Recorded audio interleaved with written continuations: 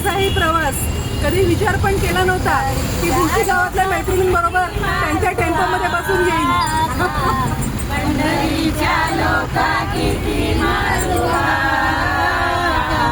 पंढरीच्या लोका किती मारुआ,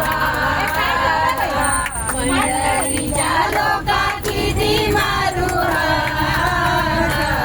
पंढरीच्या लोका किती मारुआ.